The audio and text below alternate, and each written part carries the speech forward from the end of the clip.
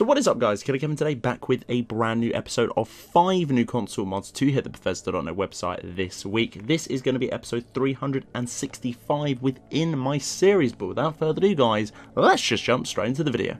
Varangian Steel is going to be the first spot within this video, coming in at a big boy download size of 130.2 megabytes of a download. I do believe this might be a port from the nexusmods.com, hopefully with full permission, as it is a really cool mod. This is definitely going to be the thumbnail taker for this particular video too. Now, this mod does come with a bunch of other different things, 4 complete sets of armor, all broken down in the individual categories and rankings too. Each set of armor requires the obviously corresponding smithing perk to create them, ranging from leather all the way up to ebony, which is going to be the highest tier out of the 4 sets. 2 cloaks too can be made from this one to add on top of those. 3 different bows, dagger, 2 swords, long axe and a battle axe, 5 different shields varying from light to heavy, and the load order preference for this one is to blow anything that is heavily crafting. This one is going to be a pure crafting and level listed mod. I personally had no issues with this being at the bottom of my load order, just simply downloaded it and away I went. This comes with a bunch of different armors. This is probably going to be one of the favorites at the moment. There's another one we will be covering, I do believe next episode or the one after that, is kind of similar to this one, but this one is going to be my favorite just because the level of detailing for this one is absolutely insane. If you haven't got this one this week, definitely grab this one. I personally think it's going to be extremely lore friendly. It would go absolutely beautifully if you were playing a red guard character in the game too. If not, a Nord would fit this. As you can tell on screen now, my character is going to be a Nord, and personally I think it's very nice to add to one's game. But that download size is a little bit steep, but then again, saying that, you do get an awful lot within this mod. For the second spot within the video is going to be Colors of Skyrim. This is going to be a PlayStation 4 exclusive, coming in at 77.6 kilobytes of a download. This one was made by the mod author. Felt like as they were roaming around Tamriel, certain different areas to do with the world were a little bit sort of a lackluster to do with the immersion, if not added a little bit more depth within them via this particular mod. So for instance, there's torches and orbs that you can obviously equip, as you can tell on screen now, to make the corresponding things a little bit, you know, realistic to what they were.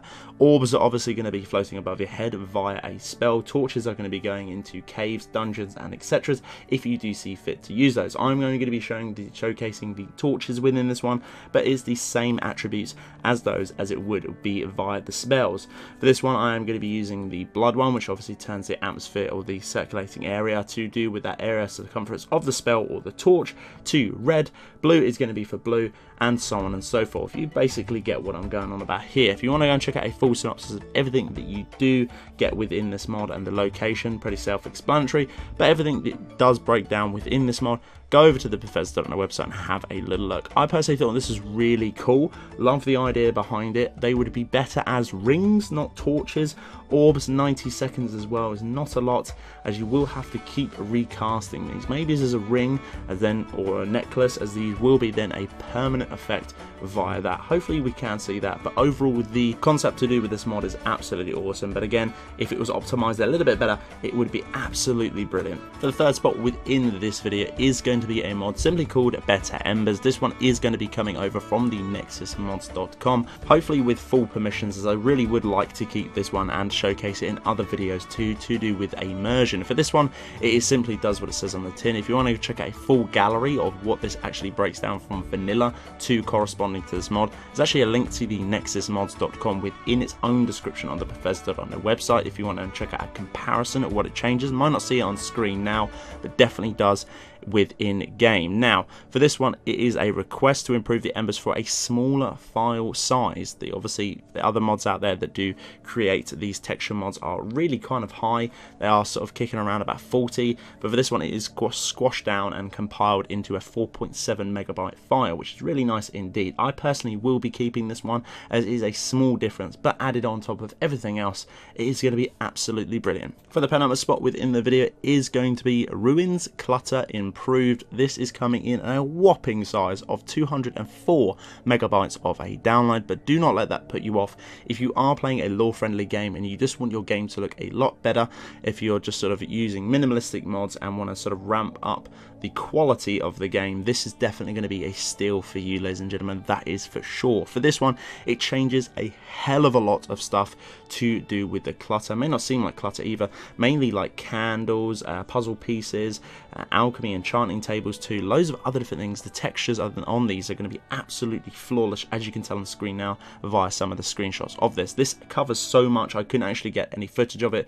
It would just be absolutely way too long of a project to grab, so I thought I'd just have a look on the actual nexusmods.com website, which is going to be a port from, as I said before, and break down a few different things, as you can tell on screen now. It just improves all the retexturing. Project is the main thing. This one has been an absolute slog of a project to do. The ugliest objects in the dungeon of Skyrim have been improved. The visual effect has been ramped up. Catacombs and ruins by adding more detail of the common clutter objects like pots, candles, doors, which we said before, and many other different things within the game, such as door ladders and etc. Now, it's small things, but let me tell you, it looks absolutely finesse, as you can tell on the screen now. I'm not too sure whether I want to get this, just because of that download size is extremely heavy, and I kind of don't actually play the game anymore. All I'm doing is doing these sort of mod videos, so normally they're out up on the surface. But if you are a fellow adventurer and you are going back to maybe a new game, or you just like exploring, this is going to be an absolute beast of a mod to grab.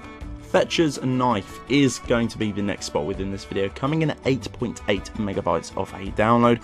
This is done by Billyro off of the nexusmods.com. This is going to be a port to the Bethesda.net website. We've covered a ton of this mod author's work onto the Bethesda.net website. They are absolutely huge and killing it on the nexusmods.com. They're really awesome, and it's nice to see that someone is getting the permission to port them over to the site, because they are just absolutely freaking awesome. The Fletcher's Knife is one of the favourite weapons to do with this mod author, located south of the Guardian Stones at a random bandit camp on top of sort of this little sediment, as we can tell on screen now, if not through the video.